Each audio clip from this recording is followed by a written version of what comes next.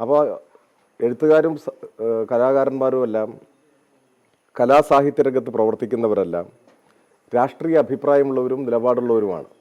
അത് പറയുന്നതിൽ എന്ത് തെറ്റ് എന്നതാണ് എനിക്ക് മനസ്സിലാവാത്തൊരു പ്രശ്നം.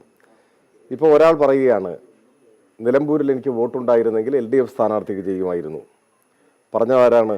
ആദ്യം അത് പറഞ്ഞത് നിങ്ങൾ എന്നോട് ചോദിച്ചിരുന്നു. ആദ്യം അത് പറഞ്ഞത് നിങ്ങളിലൂടെയാണ് ആ പ്രതികരണം ഞാൻ അറിഞ്ഞത് തന്നെ. ആദ്യം അങ്ങനെ ഒരു അഭിപ്രായം പറഞ്ഞത് പ്രമുഖനായ കവി സച്ചിദാനന്ദനാണ്.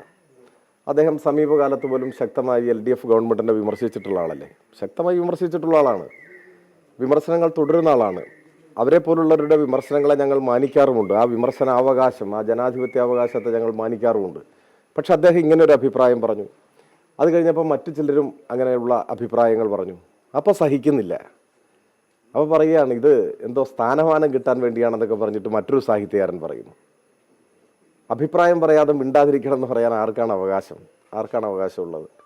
എന്ത് സ്ഥാനമാനമാണ് ഈ കാലത്ത് എന്നെ പിന്തുണച്ചുകൊണ്ട് അവർക്ക് കിട്ടാൻ പോകുന്നത്?